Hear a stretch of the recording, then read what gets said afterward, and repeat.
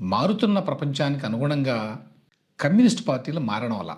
అందుకే దురదృష్టవశాత్తు అవి ఇవాళ ఇర్రెలవెంట్, అంటే అప్రస్తుతం అయిపోయినాయి. ఎందుకు అప్రస్తుతం అయినాయి అనేది తాజాగా సిపిఎం నాయకుడు ప్రకాష్ కారత్ మాటలను బట్టి మరొకసారి అర్థమవుతుంది.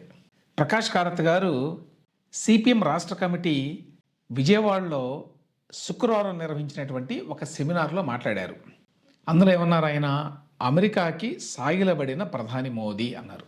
ఏ విధంగా సాగిలపడ్డాడు మోదీ గారు అంటే, ఇరాన్ మీద అమెరికా, ఇజ్రాయెల్ దేశాలు కొనసాగిస్తున్న దాడుల్ని భారత ప్రభుత్వం ఖండించలేదు, ఇది చాలా అన్యాయం అని చెప్పి ఆక్షేపించాడు ఆయన. అసలు ఈ పశ్చిమాసియా యుద్ధం మీద భారత వైఖరి చాలా దారుణంగా ఉంది. దారుణంగా ఉండటం అంటే ఇరాన్ మీద దాడుల్ని ఖండించకపోవడం, అదేవిధంగా ఇరాన్ సుప్రీం లీడర్ ఖమేనీ హత్యని ఖండించకపోవడం. సో దీన్ని బట్టి భారతదేశం స్వతంత్ర విదేశాంగ విధానానికి తిలోదకాలు ఇచ్చింది అనేది అర్థమవుతుంది అని విమర్శించారు ప్రకాష్ కారత్. ఒక ఆదర్శవాదంగా ప్రకాష్ కారత్ గారు చెప్పింది చాలా బాగుంది, చెవులకి ఇంపుగా ఉంది. ఇరాన్ మీద అమెరికా దౌర్జన్యం చేస్తోంది అనే అభిప్రాయం భారతదేశంలో కూడా చాలామందికి ఉంది. ఇండియన్ గవర్నమెంట్కి కూడా ఇదే రకమైన అవగాహన ఉండి ఉండొచ్చు. కానీ ప్రకాష్ కారత్ గారు చెప్పినట్టుగా ఇరాన్ మీద అమెరికా, ఇజ్రాయెల్ కలిసి చేస్తున్నటువంటి ఈ దాడిని ఖండించాయి అని చెప్పి అనుకోండి, దాని కాన్సిక్వెన్సెస్ ఏంటి? ముందు ట్రంప్ కోపం వస్తుంది. అతను ఇప్పటికే మామూలుగానే తిక్కగా ప్రవర్తిస్తున్నాడు. ఇప్పుడు ఇట్లాంటి ప్రకటనలు చేస్తే ఇండియాని శత్రువుగా పరిగణించి పాకిస్తాన్ని ఇంకా దగ్గరకు తీసుకుంటాడు. అప్పుడు ఇదే ప్రకాష్ కారత్ గారు రాహుల్ గాంధీ గారితో కలిసి మోడీ విదేశాంగ విధానం ఫెయిల్ అయింది అని విమర్శిస్తారు.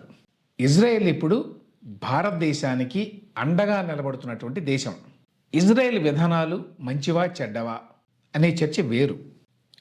కానీ స్ట్రాటజిక్గా, అంటే సైనిక పరంగా ఇజ్రాయెల్ ఇండియా ప్రయోజనాల మధ్య ఒక ఏకరూప్యత, ఒక అలైన్మెంట్ ఉంది.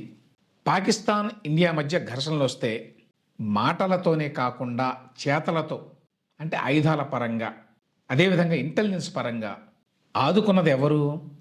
ఇజ్రాయెల్ మాత్రమే. ఇప్పుడు ప్రకాష్ కారత్ గారు డిమాండ్ చేసినట్టు ఇటువంటి ఖండన మండలం చేస్తే వీటి వల్ల ఇజ్రాయెల్ కూడా దూరం అయ్యేటువంటి ప్రమాదం ఉంది. మనకి ఇరాన్తో మంచి సంబంధాలే ఉన్నాయి చాలా కాలం నుంచి. అటు ఇజ్రాయెల్తో, అదేవిధంగా ఇటు మిడిల్ ఈస్ట్లో ఉన్నటువంటి ముస్లిం దేశాలతో మనకు సంబంధాలు బాగున్నాయి. కానీ రెండింటి మధ్య సంబంధాలని చాలా జాగ్రత్తగా బ్యాలెన్స్ చేస్తున్నాం మనం. అయితే గుర్తుంచుకోవాల్సిన విషయం ఏంటంటే, ఇరాన్తో సహా మిడిల్ ఈస్ట్లో ఉన్నటువంటి ఇతర ముస్లిం దేశాలు కీలకమైన సమయాల్లో మతపరమైనటువంటి ఐక్యతకే ప్రయారిటీ ఇస్తాయి. ఉదాహరణకి పాకిస్తాన్, ఇండియా మధ్య ఘర్షణల్లో ఇరాన్ గతంలో చాలాసార్లు పాకిస్తాన్ వైపే మొగ్గు చూపింది. తాజాగా జరిగిన ఒక డెవలప్మెంట్ చెప్తాను. ఇరాన్లో యుద్ధం వల్ల ఇబ్బంది పడుతున్నటువంటి ప్రజల కోసం అని చెప్పి కాశ్మీర్లో ముస్లింలు కొంత రిలీఫ్ మెటీరియల్ని సేకరించి వాటిని పంపారు. దీని మీద ఇండియాలో ఉన్నటువంటి ఇరానియన్ కాన్సులేట్ కృతజ్ఞతలు తెలిపింది. తెలుపుతూ ఒక ట్వీట్ చేసింది. కాశ్మీర్ ప్రజల్ని, ఇండియాని ఇరాన్ ఎప్పటికీ గుర్తుంచుకుంటుంది అని చెప్పి ఆ ట్వీట్లో రాశారు. ఇందులో ఏమన్నా ఇబ్బంది ఉందా? కానీ అంతలోనే ఆ ట్వీట్ని డిలీట్ చేశారు.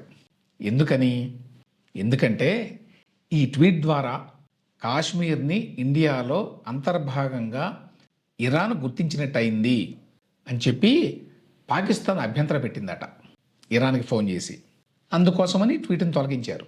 దీన్ని బట్టి ఏమర్థమవుతుంది? అంతర్జాతీయ భౌగోళిక రాజకీయాల్లో చాలా సంక్లిష్టత ఉంటుంది. ప్రకాష్ కారత్ గారు డిమాండ్ చేసినట్టు ఏదో పొలిటికల్ కరెక్ట్నెస్ కోసం, ఆదర్శవాదులుగా కనిపించడం కోసం ఏకపక్షంగా ప్రకటనలు చేస్తే తర్వాత అవసరానికి ఆదుకునే వాళ్ళు ఉండరు. క్షేత్రస్థాయిలో రియాలిటీని పట్టించుకోకుండా ఇదిగో ఇట్లా మాట్లాడడం వల్లే కమ్యూనిస్టు పార్టీలకి దేశంలో రెలవెన్స్ తగ్గింది, ఆదరణ తగ్గింది.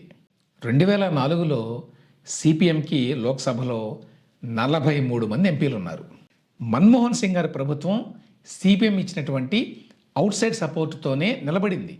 అలాంటి సిపిఎం పరిస్థితి ఇవాళ దేశంలో దారుణంగా ఉంది. ప్రస్తుత లోక్సభలో సిపిఎంకు ఉన్నది 4 సభ్యులు.